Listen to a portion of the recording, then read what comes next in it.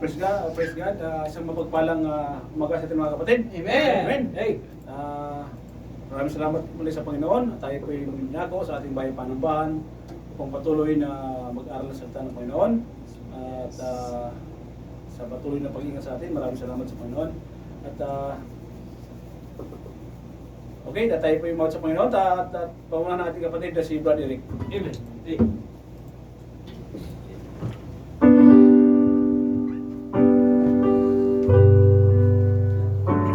Amen. Magpuli magandang umaga po sa ating lahat. Tayo na po ay awit para sa Panginoon. Amen. All hail the power. Amen. Verse 1, ready. All hail the power of Jesus, then let angels prostrate fall. Amen. Reign for the royal diadem and crown him Lord of all. Bring forth the royal diadem and crown him Lord of all. Verse 2. Get Jews and sin of his last race, hear a song from the fall. Give him who saves you by his grace and crown him Lord of all. Bring him who saves you by his grace and crown him Lord of all. Verse 3. Let every kindred, every tribe on this terrace shall bow. To him all majesty ascribe and crown him Lord of all. To him all majesty ascribe and crown him Lord of all. Let's burst. That we enter sacred trumpet as his victory fall. Well join the everlasting song and crown him Lord of all. Well join the everlasting song and crown him Lord of all.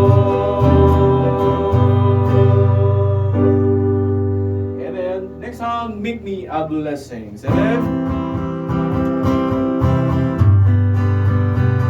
first one, read. Out in the highways and byways of life, many are weary and sad. Carry the sunshine where darkness is ripe, making the sorrowing glad. May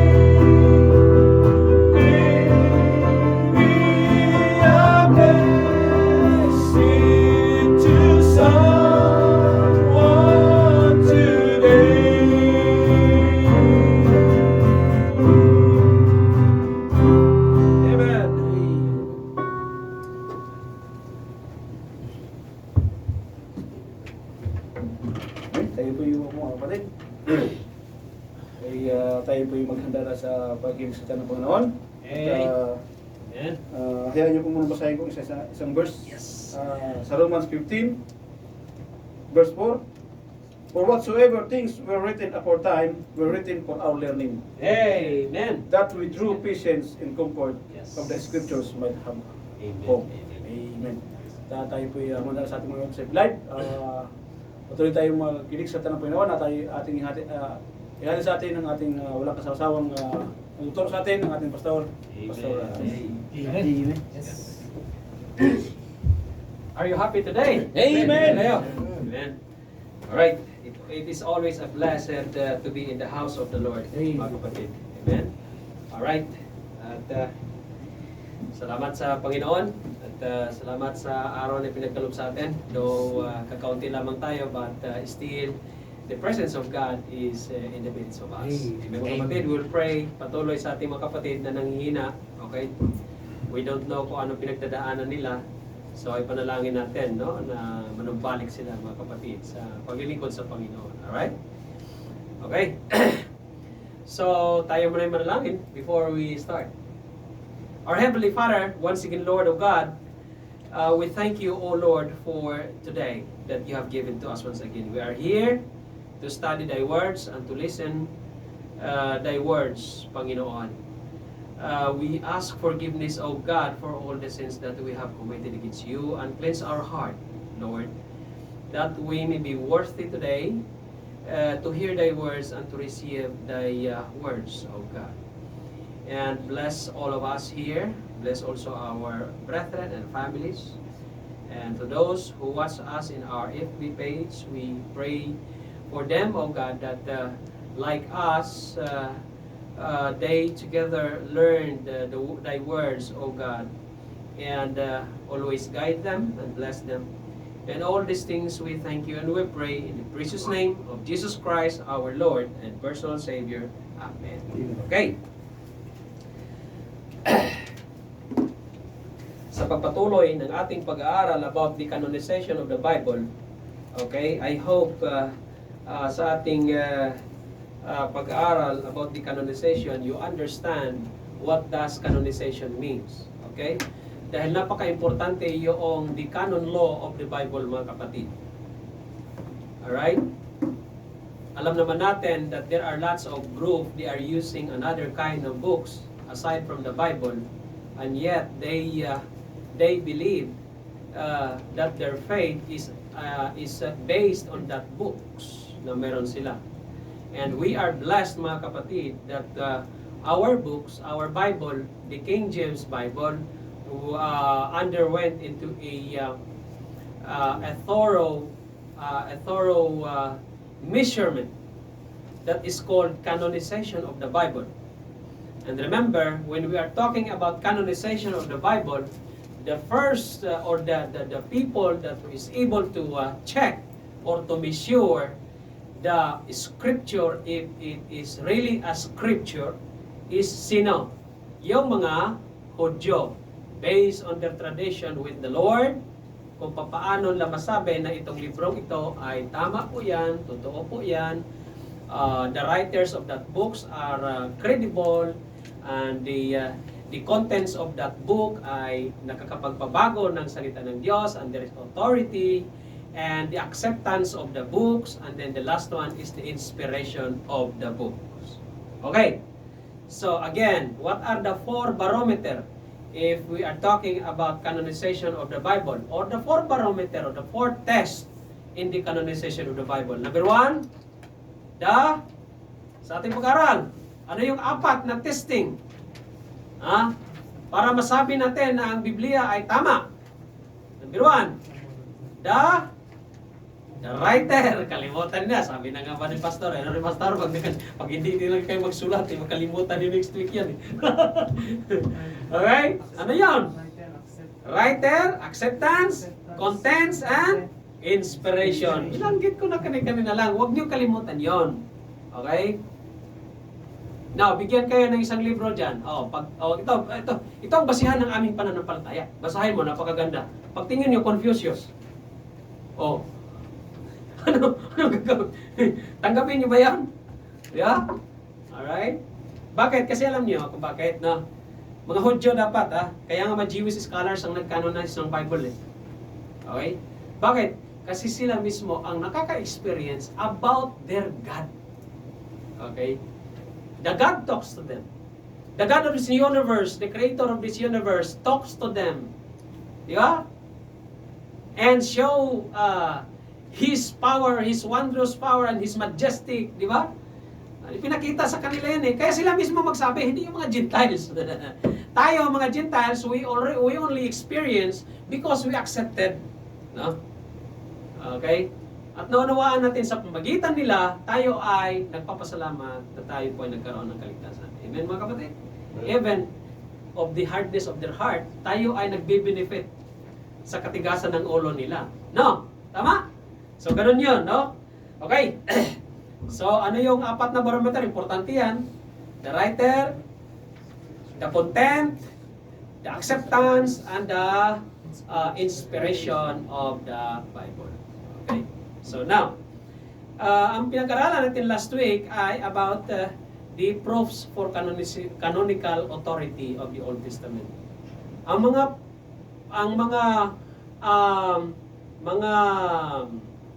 ano ba yung proof sa Tagalog?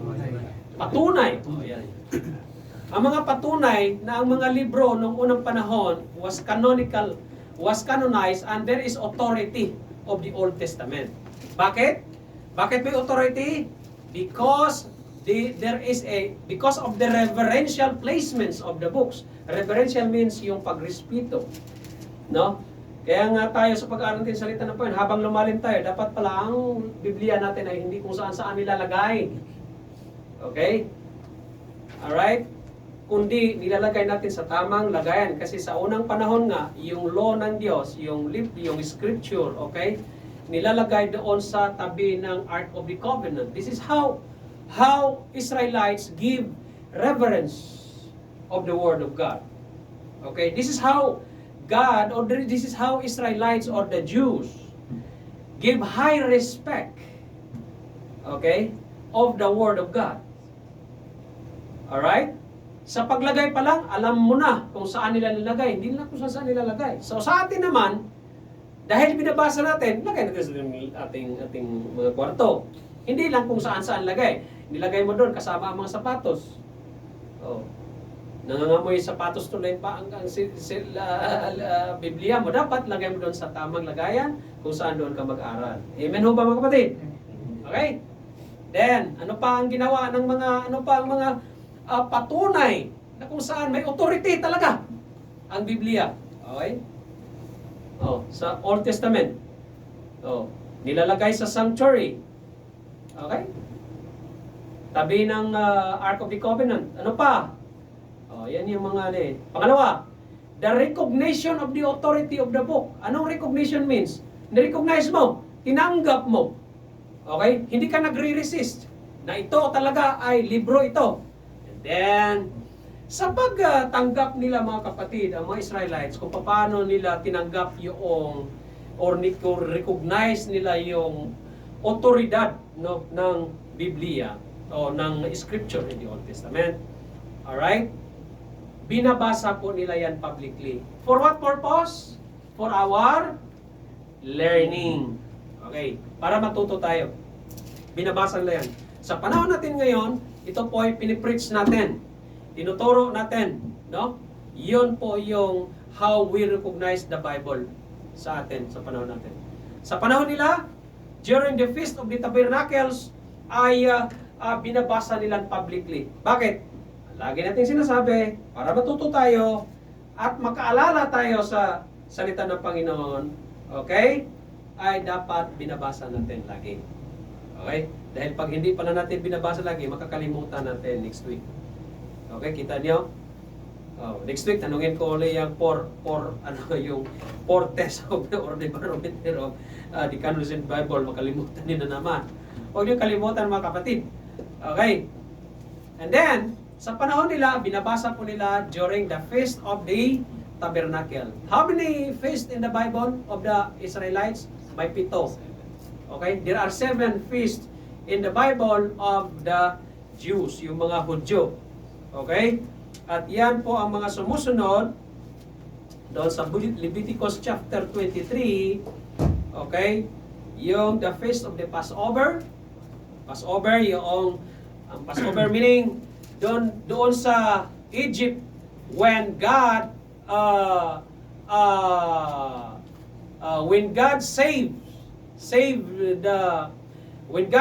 the Israelites, okay, from the plagues, no, from God, dahil sinabihan sila ng Panginoon na doon lang kayo sa loob ng bahay niyo, kumain kayo doon, at yung bahay niyo lagyan niyo ng blood para malaman ng Diyos na pagdaan niya ay hindi sila malilipol. Pag walang dugo na nakadoon sa poste, talagang matatamaan sila. No? That is called Passover. Passover ba? Dinaanan. Okay? At yung paalalang yan ay ginagawa po nila sa pamagitan ng festival nila called the Feast of the Passover. Okay? And then, mayroong tinatawag na the Feast of the Unleavened Bread, the Feast of the First Fruits, the Feast of the Pentecost, the Trumpets, the Day of Atonement, and the last one is the Feast of the Tabernacles. Okay? So yung mga salita ng Panginoon ay binabasa po yan. Okay? The law of Moses was to be read publicly every 7 years. O kita mo yan, every 7 years. Doon sa Book of Deuteronomy. Ano pa pinag-usapan dyan? The Feast of the Tabernacles, doon babasahin yung mga utang. Ay nako, pag may utang pala tayo, dapat after 7 years, i-release tayo. Pero ang tao ngayon, hindi talaga i-release yan ba? Di utang pa. Parang ganun eh. Okay? Kung naalala mo yun. Okay. Anyway, mayroon kasi silang batas ni Moses na ganun. Okay? Mayroon silang batas ni Moses na ganun. At pag dumating na ang 7 years doon sa utang, okay, remember, utang ito sa kapatiran mo. Hindi to doon sa strangers, yung mga hindi mananampalataya. Kaya nga, sabi ni Pastor Jalvan, tawa ko eh, pag utangin mo yung kapatiran mo, love gift mo na, para wala ka nang isipin. Ganun wala Pastor. Kasi after 7 years, pag hindi bayaran, ang Diyos ang magbayad sa iyo. Okay? May responsibility about isa. Yung nangutang naman, nakapira naman, ayaw naman bayaran, mali yun. Hindi tama yun. Okay? So, dapat, kung nakita mo na talagang hirap itong kapatiran ito, at talagang naghikaho sa buhay, so, ang Diyos nang magbayad sa iyo nun. Okay? Ganyan. Alright? Now, about the, how do you recognize the Word of God? They read it publicly. Okay? Una, how they give reverence to the Word of God, they put in the sanctuary, tabi ng Ark of the Covenant. Okay? So, yan ay nagpapatunay na may authority talaga ang Biblia o ang salita ng Panginoon sa buhay nila. Okay? Now, next, Joshua was commanded to read and meditate upon is the law doon sa Joshua chapter 1 verse 7 and 8, di ba? Okay? At ito nga yung bersikulo na magsabi, gusto mong success? Pagpalain ka ng Diyos? Gusto mong pagpapala? O gusto mo ang tagumpay na, may dalawang tagumpay ha? Tagumpay ng mundo at tagumpay ng Diyos. Baka isipin niyo, ay bakit si drug lord naman yun, pero bakit parang damay? Baka inisip niyo, pagpapala ng Diyos yan. Mali yun. Si Atong Ang. Oo, si Atong Ang, o sino man, si Dante Ang, sino man yung mga ano na yan, di ba? Si Chapit Singson. Oo, Bong Pineda, di ba? Mga ganun. Marami. Mga paruhinog. Okay. Mga kapatid, dalawa pong klaseng tagumpay. Ang pinag-usapan dito sa Joshua chapter 1 verse 7 and 8, it is a victory or success or prosperity in God. Yan ang tinatawag na the godly success. Akala niyo ang godly success katulad ng mundo, hindi po. Okay? Ang godly success, mga kapatid, ito po yung magamit ka para sa works of God. Remember that. Remember, we are not saved by the Lord para umupo lamang. Niligtas tayo ng Diyos para maligtas yung iba. Amen. Yan po yun ang purpose, mga kapatid. Do not forget that. Okay? Kaya nga dapat Mag-akay tayo ng mga kaluluwa. Kuminti lang tayo eh. Ano sila? Na-rapture na siguro. Daming na-rapture ha. Okay? Ipag-pray natin sila mga kapatid. Mga kapatid, kung mayroon kayong pinagdaanan, andito si Pastor Norman, dito naman ako, kausapin niyo kami. Ano ba? Ano bang problema niyo? Pera ang problema niyo? Dito sa Brother Limuel eh. Okay? Mayroong pastor, yung iba, naligtas para katisuro ng iba. Yan mahirap. Mahirap. Hindi po ganun dapat. Remember, in Ephesians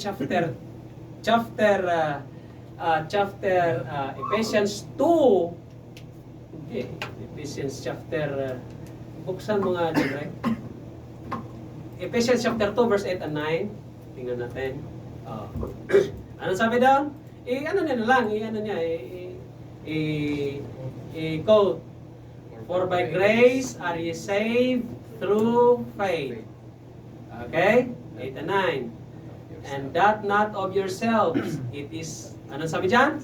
It is the gift or the gift of God.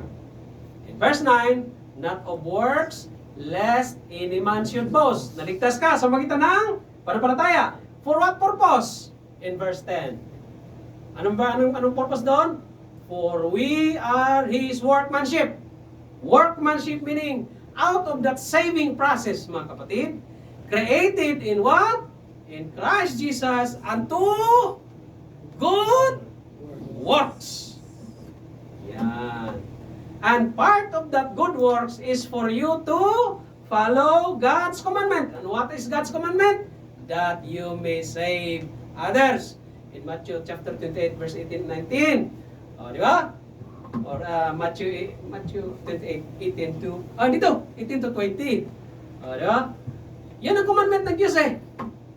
O, hindi yung kahit mag-rumble-rumble yan, alam niyo paano niyo paliwanag. Ganun yan eh, parallel yan. Alright? Sige, balik tayo sa pag-aaral mga kapatid. So, how the Israelites, or the Jews, give recognition of the authority of the canonical books in the Old Testament, they read it publicly. Okay? Amen? Oh. Welcome si Brother Tata. Nandito, amen? Praise God. Oh. And then, ano pa? Ano pa ang patunay na talaga ang canonical books in the Old Testament ay may authority, may autoridad? Simple. The kings of Israel and Judah were commanded to keep the copy of the law and to govern by it. To keep the copy of the law and to govern by it. Mayroon kang copy or kopya ng salita ng Panginoon, and then you will be guided in your daily life, okay? Or by law or by word of God or by law of Moses, the people of Israel is governed according to that law. Okay. Di ba? Remember the law of the land. Doon sa pag-aral namin sa aming Law 101, the origin of the law of the land is the Bible. Okay? Oh. The Bible. Oh. Sabi ko, ngayon, ito nag-aral ako ng salita ng Panginoon, nanunuwaan ko, yun pala yun. Okay? Kasi sinabi nga dito eh, the kings of Israel and Judah, okay? Dalawang king, king of Israel and king of Judah. Bakit? Kasi nahati yung kingdom of Israelites or kingdom of Israel into two. Kailan nahati yon? During the reign of King Solomon. Okay? Ano nangyari, Brad? Matay? Okay lang? Okay. Nahati yung kingdom of Israel into two. The northern kingdom and the southern kingdom. The northern kingdom is the capital of the northern kingdom is called Samaria. And the capital of the southern kingdom is Judah. Samaria and Judah. Northern kingdom, Samaria. Okay, in the southern kingdom is Judah. And the ruler of the tribe of the southern kingdom is Judah and Benjamin. Okay? And in the northern kingdom is the 10 tribes.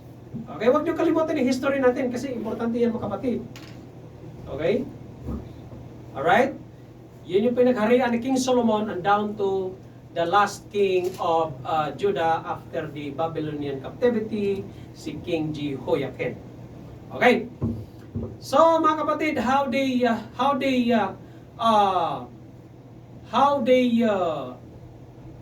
what are the proofs, okay, of the authority of the canonical books on the Old Testament? Ito po yon. Una, ano yung unang canonical, they gave reverence by putting the Word of God in the sanctuary. Pangalawa, they read it publicly. At pangatlo, ito yung they make a copy of the law and govern by it. Okay? So, ganun po yun. Oh, kasi ito po yung itong Bibliang to ay may authority to sa buhay natin. Amen? Okay? This is how the process of canonization of the Bible. Alright? Now, next. Okay, yan sa Book of Deuteronomy, ganun. Okay. Ang pang-apat na patunay na talaga ang Biblia ay may authority over the lives of Israelites is, when the law was read and obeyed. Kanina, by putting the Word of God in the sanctuary, beside the Ark of the Covenant, and then by reading it publicly, and then by making a copy and governed by it, at ang pang-apat, read and obeyed. Okay. Basahin at sundin. Pastor, paano pag hindi namin sundin salita ng Panginoon? Cursing. Very simple. Di ba? So, pag binasa natin ang salita ng Panginoon at sinunod natin sa buhay natin, may pagpapala talaga dyan. Oo, prinsipyo na ng Diyos yan eh. When God said, "Hear ye my words," sabihin ng Diyos, "and obey it." Then the Israelites will say, "All what you have said, Lord," or through Moses, "we will obey it." Pinagpapala ang mga Israelites dyan. What is the application? What is our spiritual application on it? When we hear the Word of God, and the Word of God is alive in your life, kaya no wonder, ikaw makikita at makikita ka rito sa gawain. Ang isang mananampalataya na ang salita ng Diyos ay namumuhay or buhay sa kanyang buhay, mga kapatid, makikita mo talaga ang pagkakaiba. Do you believe that if the Word of God is not working in me, andito ako? Hindi niyo ako makikita dito? Mga kapatid, if I'm a part of the Word of God, hindi niyo po ako makikita dito. If the Word of God is present and alive in your life, it will manifest. Okay? It will manifest. Alright? It will manifest. Di ba naalala niyo sabi ni Jesus Christ, "In me is the spring of life," and magpo-flourish po yung salita ng Panginoon. Okay? Pag pag natanggap ninyo. Oo. Imagine ninyo isang tao na wala lagi sa salita ng Panginoon, yung malayo sa salita ng Panginoon, hindi nakikinig or ganito, ganyan. Magmamanifest po sa buhay niya. Kung anong klaseng tao po yan. Believe me. Okay? Ang isang tao, pagka puspos sa salita ng Panginoon, iba po yung niya, iba, magmamanifest din sa buhay niya. Okay? Makikita mo yung kalayaan na mayroon siya. Makikita niyo iba po yung buhay niya. Lalakas ka, ganon. Okay? And look at in this word. In 2 Chronicles chapter 15 verse 2 in the Bible, "And he went out to meet Asa." Asa is King Asa. "And said unto him, Hear ye me, Asa, and all Judah and Benjamin, in the southern kingdom. The Lord is with you, while ye be with him." Pag nandyan ka sa Panginoon, in the New Testament, "If ye abide in me, and I abide in you." Doon sa John chapter 15. Dito naman sa Old Testament, 2 Chronicles 15:2, "The Lord is with you, while ye be with him." So, in order for the Lord to be with them, there must be a condition or a requirements called, you must be with the Lord. Is it very hard to understand? Pag wala ka sa Panginoon, bakit ka manghingi ng blessing? Lord, bless me. Hindi ka nga nagsisimba eh. That's right. Amen. Lord, bless me. Give me that. Give me this. Give me that. Give me those. Whatever. Eh, hindi ka nga nag-aaral ng salita po. Hindi ka nga nag-Bible study.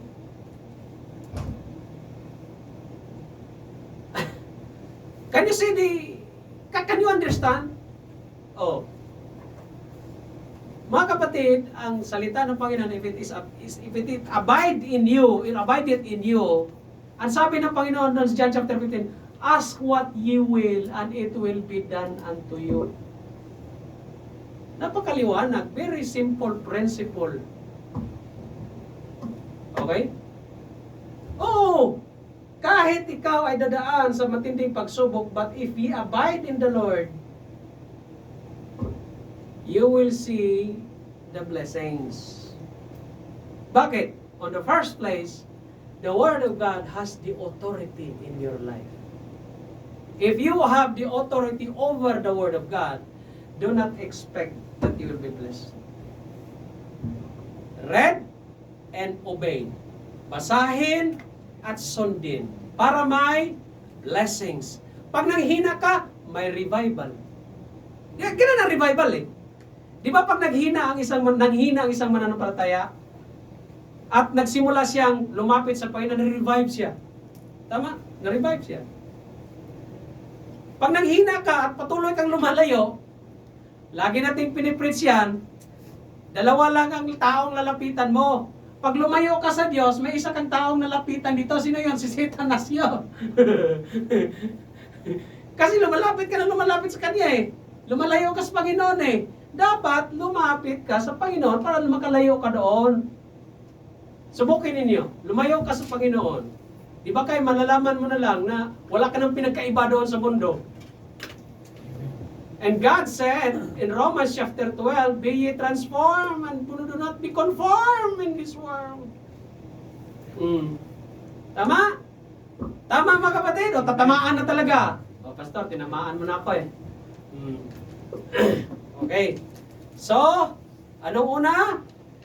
How they give the proof of the authority of the old canonical books in the Bible? They put the Word of God beside the Ark of the Covenant. Pangalawa, they read it publicly. Pangatlo, they make a copy of the law. And then, pangapat, they read and obey. Okay. Basahin at sundin. Amen mga kapatid? It is very clear, the spiritual principle of the Word of God. Di ba? Next. Meron po isang basahin dyan. Napakaganda. O, ito. 2 Chronicles chapter 15 verse 15. And all Judah rejoiced at the oath, for they had sworn with all their heart, and sought him with their whole desire. And he was found in them, and the Lord gave them rest round about. Ano ibig sabihin? Okay, ganito. And all Judah rejoiced. Ang lahat ng Judah ay nangaggalak. Masaya ba? Nalipay sa Bisaya ba? Nangaggalak sila because of their oath. When they do their oath, and they sworn, Lord, we will follow you from our heart. O yan, di ba? So sila ay nangaggalak. Bakit? Talagang susundin nilang Panginoon. By their heart. And they sought God. Ibig sabihin, sinunod nila Panginoon, hinanap nila Panginoon, sinaliksik nila Panginoon with their whole desire. Yun talagang kagustuhan ng puso nila. At ang resulta, the Lord was found in them. Ibig sabihin, ang Diyos ay makikita mo sa kalagitnaan nila. Hindi makikita ng aktual na ganyan. Dahil pag nakita lang, mamamatay sila. Ibig sabihin, the blessings will be found in them. Nasa kalagitnaan lang. Itong mga tao ito si brother ganito, bakit, ay, parang ang saya niya, parang wala si problema, parang lang si brother Kian. Parang ganun ba? Oo. Oh, di ba, Brad? Oh, amen, Brad? Amen. Oh. Parang walang problema. Samantalang ako, stress na ako.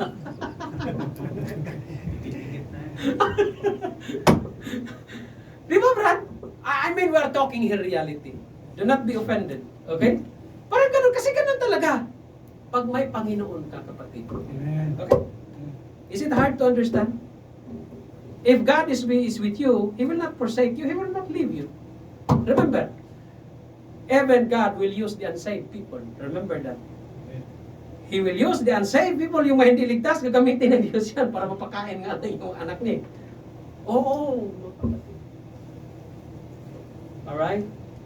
This is how God we have. Amen?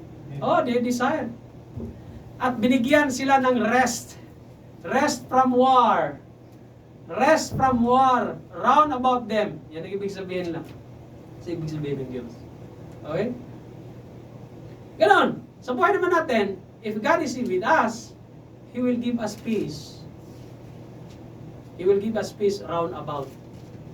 Okay? Kaya makikita mo sa isang manampalataya, pagdating sa mga ano, talagang sarap ng tulog dito ah. Hilik lang ng hilik eh. Bakit? Parang walang problema. Bakit? God give rest. Amen? Amen. Okay. Next. How they give proof? Oh. Next, panglima na yata. When the law and the prophets were neglected and disobeyed, judgment and captivity followed. Natural. Kung ayaw sundin ng mga Israelites ang mga propeta at ang batas ng Panginoon, at pinabayaan lang, niliglik lang, pinakaligtaan nila at hindi sinunod, anong kasunod? Anong nangyari? Judgment and captivity. At yun po ang nangyari sa kanila. Tama? Okay. The northern kingdom of Israel has been captive by the Assyrians. Okay? By the Assyrians. At napunta sila doon sa Assyria. Okay? At ang southern kingdom, which is Judah and Benjamin, hindi pa.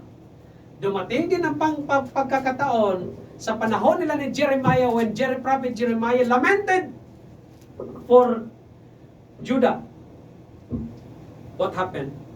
They were captive under the Babylonian Empire, King Nebuchadnezzar. Okay? Kita mo yan? So, anong ibig sabihin? When we're talking about the proof of when we're talking about the authority of the Bible, the Word of God in us, sa buhay natin, katulad nila, pag pinabayaan at ayaw sundin, ano kasunod? Paghuhusga, paghuhukom sa kanila, and captivity. Bakit? Because of their rebellion. Because of their rebellion. Amen mga kapatid? Amen. So ngayon, anong spiritual principle natin? Spiritual application sa prinsipyo niyan. Sa buhay natin, simple lang. Kung ayaw mo sumunod sa salita ng Panginoon, do not expect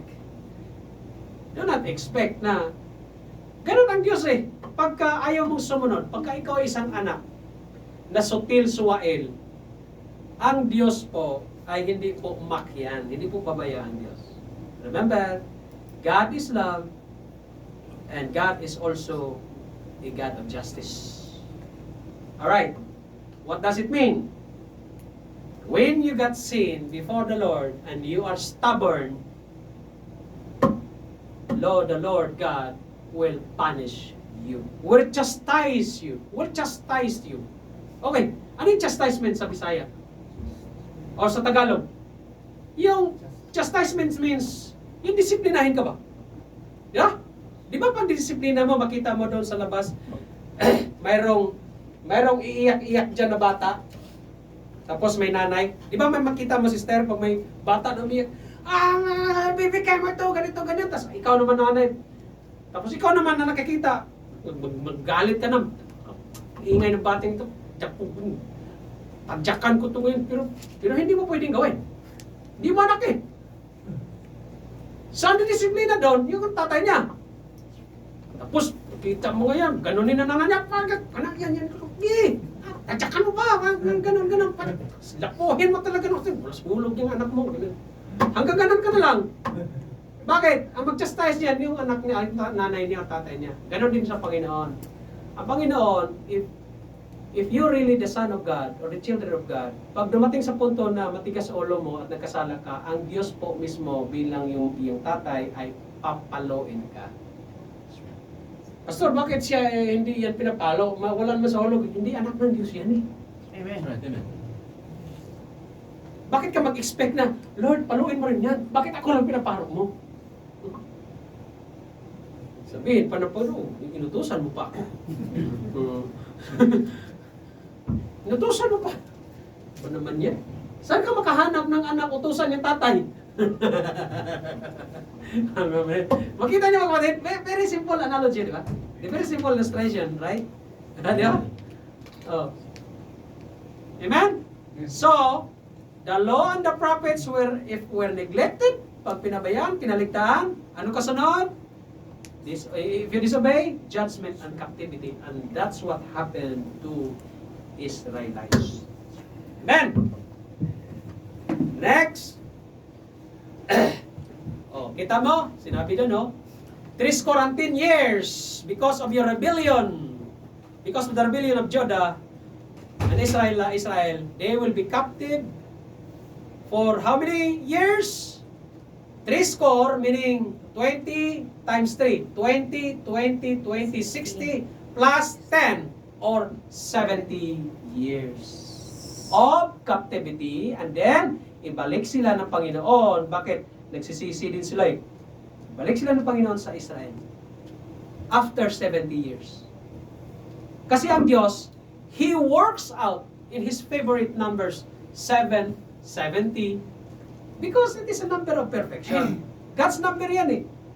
At yung 70 years captivity, yan din yung basihan sa pagbalik ng Panginoon ngayon. Okay? 70 years. Ang basihan. At doon sa Book of Daniel, 69 years. Okay? Pagpalain yung Israel, and then in 70th week o 70th year ni Daniel, yun po yung tribulation ay darating sa kanila. Okay? We're talking in times, ha? Glimpse lang. Kaya pag magkwenta kayo ng Biblia kung kailan babalik ang Panginoon, para makita nilang clue. Clue yan eh. Doon sa Book of Jeremiah yan, tsaka Matthew eh. 24 eh. Kailan ibinalik ng Diyos yung Israelites or Israel sa nation nila? May 24, 1948. Plus 69 years. Kailan po yun? Sa tingin nyo?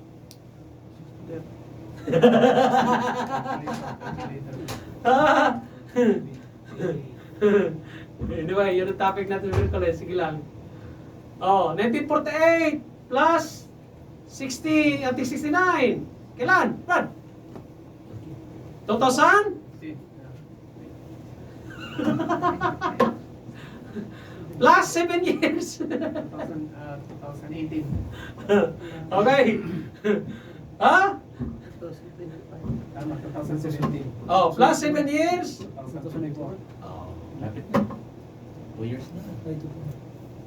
Kaya yung sakyan mo, Brad, tamang-tama, babayaran.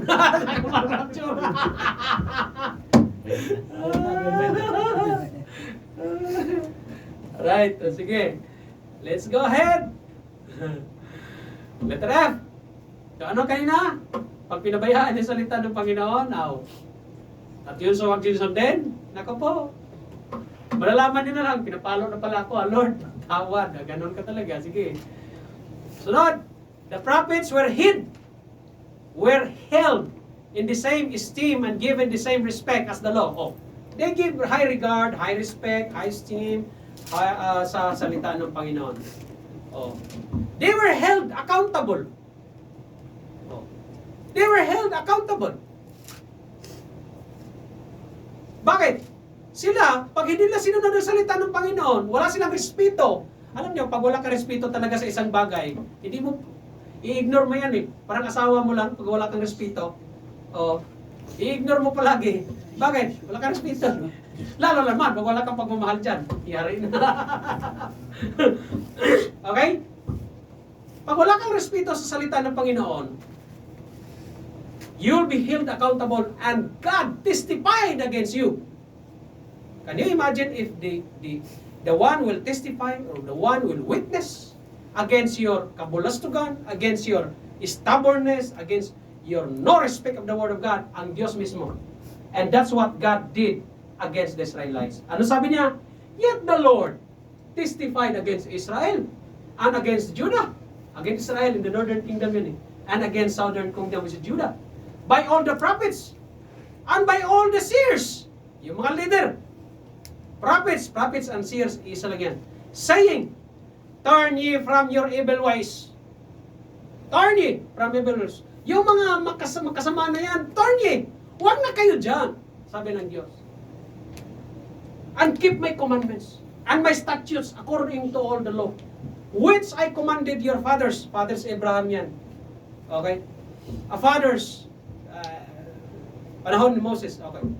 And which I sent to you by my servants the prophets. Okay, tama yan? When the Lord will be the witness of your stubbornness. Naku po. Dapat ganito sabihin ng Diyos eh. Satan, halika. Lapit ni Satanas. Siyempre, ang Satanas kasi, subject ng Panginoon yan eh. Sino pa naman yan siya? Lucifer. Angel lang din yan eh. Kita mo si Job? Oh. Abay. Mabait yan. Upright yan. He eschewed evils. Pinagmalamalaki yan eh. Hindi yan ang Panginoon eh. Okay. Pala mo eh. Subukin natin ko, di ba kay he will curse you in your face. Ayos ah. Book of Job chapter 1. Hindi. Sige, subukan mo. Di ba? Napakaganda pag ang Diyos ang magbigay ng witness or testify again for you. Pero pag ang Diyos magsabi, Satan, tingnan mo si Ares, gago yan eh, wala sa hulog yan eh. Tingnan mo katarantaduhan yan.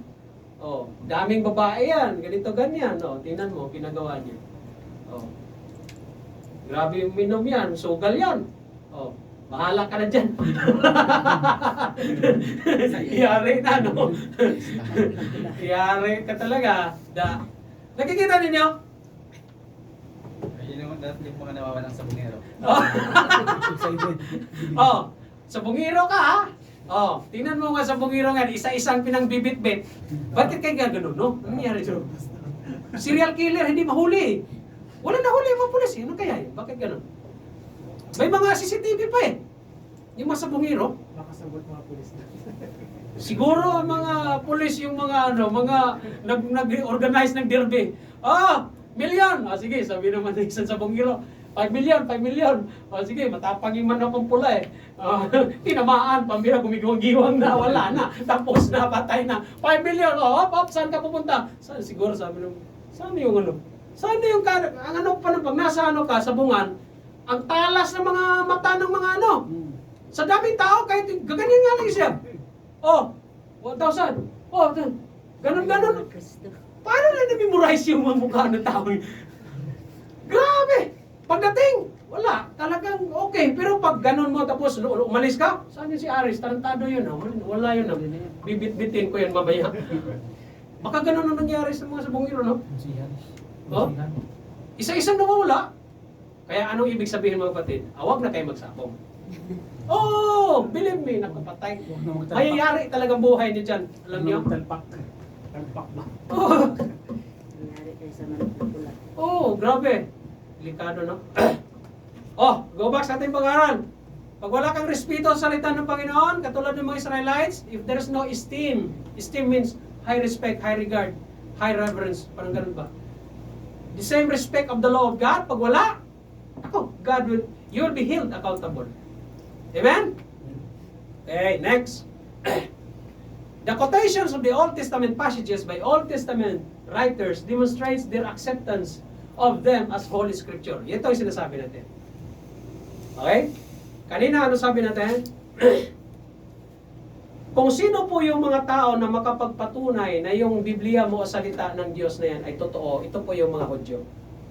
Kaya nga, in the Old Testament, okay, there are quotations, okay? There are a lot of quotations in the Bible or the Old Testament proving or demonstrates their acceptance. The Israelites accepted the scriptures that it is really the scriptures of the Word of God. Amen? Mayroon. And there are some references in the New Testament about it. Tama? Di ba ang mga Old Testament, dito sa New Testament para mapatunayan na yung salita ng Diyos ay totoo. The Old Testament prophesied and in the New Testament na fulfill. Amen? Di ba? And there are many prophecies still in the Old Testament that are yet to be fulfilled. Di ba? Oh, mayroon ganun. Na may mga salita pa sa Old Testament, mga propesiya na mangyayari pa lamang. Hindi pa nangyari. Like the 70th week of Daniel. The 70th year, ika nga. Yung tinatawag na that revelation. The Jacob's trouble. Hindi trouble nating manampalataya, but Jacob's trouble or Israelite's trouble. Kaya nga, mag-rapture mo na bago magkaroon ng tribulation, mga kapatid. Amen? Okay, next. Give me 5 minutes. So, ano yung mga pinag-usapan nating mga termino noon na nakalipas na pag-aaral natin? Mayroong tinatawag na homologomena. Homologomena meaning books are accepted by all. Alam na natin. Yung mga Biblia natin, tinanggap accepted by all. Number 2, antilegomena. Antilegomena meaning the canonical books disputed by some. May mga canonical books daw, sabi, pero dinidispute ng iba. Kinukontra. Bakit? Sa tingin nila may problema. Ay, isa-isahin naman natin yan. Diyan huwag kayo mag-alala. Pag-aralan natin yan. Mayroong ang pangatlo ay tinatawag na homologomena, antilegomena, and ang pangatlo ay apokrypha. Apokrypha books.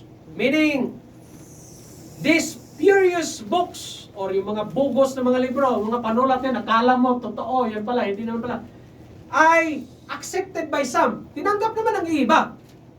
Or tinanggap naman ng iilan. Katulad ng Catholic. Di ba, mayroong mga libro na iba. Mayroong tinatawag na apocrypha books. Okay, and the last one is pseudepigrapha. Pseudepigrapha. Lahat ng librong yan, wala talaga, hindi talaga tinanggap yan. Bakit? Questionably. At marami mga libro doon na tinatawag na pseudepigrapha books. Okay, yung apocrypha books, lagi din sinasabi, 15 po yun sila. 15. Esdras, yung the Book of Enoch, doon siya sa pseudepigrapha, yung the Songs of Susanna, the Prayer of Manasseh, tapos Bel and the Dragon. Ibang mga pangalan doon. Bel and the Dragon na yun sa... Mayroon kay Baruch. Okay? Mapag-aralan natin yan, mga kapatid. Amen? So next week, itong pag-aralan natin. Antilegomena. Canonical books disputed by some. Canonized na libro. Pero, question ng iba. Okay? Yan ang tinatawag na parapsychal. Yan ang tinatawag na parapsychal question. Okay? Later on, ipaliwanag natin next week yan. Parapsychal question meaning, masyado ka namang parapsychal magtanong. Para bang, ayaw mo nalang tanggapin na, di ba, pagka nagpaliwanag ka ng isang bagay, you are trying to justify. Di ba? I-justify mo accordingly, na tama naman ang paliwanag mo. Pero mayroon lang yung tao na ayaw nang tanggapin. Okay? Pag ayaw nang tanggapin, yan ang tinatawag na parapsychal ka masyado. Oo. Parapsychal ka naman. Oo. Siguro sa sobrang talino ba? Para ba kasi Einstein ka ba? Brad! Halika, tanong kita. May Diyos ba talaga? Oo, may Diyos. Anong mukha? Wala po. Hindi totoo. Ano mga ganon? Masyado ka namang ano. May Diyos ba talaga? Oo, opo, mayroon. Bay, saan siya nagaling? Sinong ama niya? Sinong ina niya? O, di ba? O, yun, parapsychal masyado. Yan lang, may mga ganun eh. Kaya ganun siya. May mga canonical book na kuni-question. At mga sample dyan, Song of Solomon, kini-question nila yan. Okay? Kini-question nila ang Song of Solomon. Okay? Bakit? Walang God kasi binanggit doon eh. Story. Kung basahin mo ang Songs of Solomon, tama yung sinabi, love story. Love story between a man and a woman. Bakit tinanggap? Ay, paliwanag din yan. Ano pa? Ecclesiastes. Okay? Tini-question nila yan. Sunod. Esther. Esther, walang God doon eh. They are canonized by the Jewish scholars, and yet they question by others. Yan ang tinatawag na Antilegomena books. Oh, walang God kasi binanggit doon. But you know, if you are talking about the Bible, it is what? Christocentric. Christocentric means Christ-centered books. And every book in the Bible, Jesus Christ is present. Okay? Jesus Christ is there. Sunod, Ezekiel. Question din nila yan. Bakit? Mayroon naman talagang ka-dispute naman kung basahin mo. Yan ang sinasabi natin. Alam niyo sa Biblia, how is, yung tinatawag na hermeneutics. Hermeneutics from the word Hermes. Hermes means the art of science or the science of interpreting the Bible. Yan ang tinatawag na hermeneutics. Ibig sabihin, how you will reconcile? In the Bible, bakit naging Biblia ito? At tinanggap naman, na-canonize, accepted na, okay na, amen na, inspired word of God na. Pero bakit may parang questionable? Now, how you are going to reconcile? That is hermeneutics works out. Okay? Ano pang question nila? Proverbs. Proverbs question nila. Bakit? Meron naman talagang questionable din dyan eh. Kung totoosin, unang tingin mo, ay, Brad, natingnan mo, talagang mano ka, na questionable talaga to, parang maguluhan ka. Ngayon, kung hindi ka malalim mag-unawa sa salita ng Panginoon, magliligaw ka. Okay? So, ano pang question lang? The Apocrypha na, ang sunod, okay? So, mga kapatid, next week yun po ang topic natin. I hope you are attentive and you are somewhat or somehow excited to learn the Bible, to learn the Word of God. Okay? Okay, ako, alam niyo mga kapatid, I am very appreciative of the Word of God. I thank you, Lord, how you give understanding to me, how I can be able to explain this and how I understand this. Why? Bakit ganito?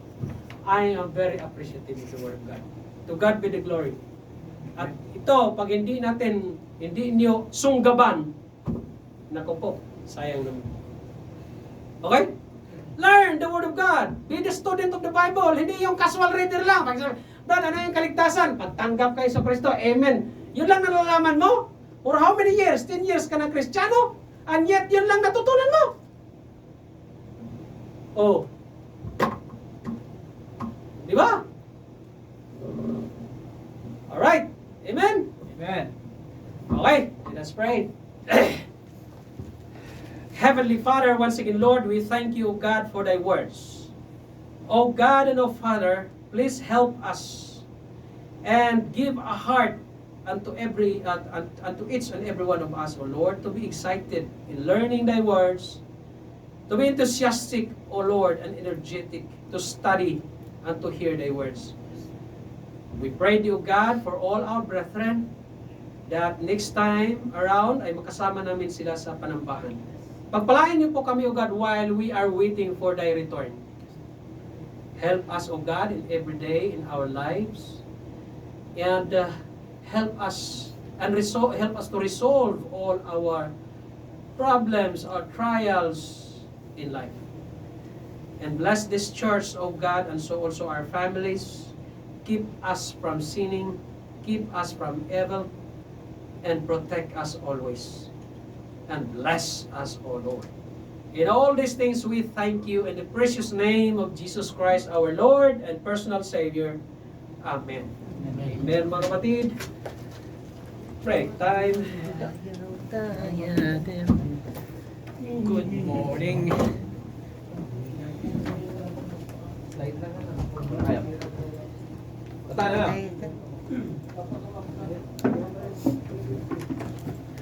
Sister, kumusta kayo?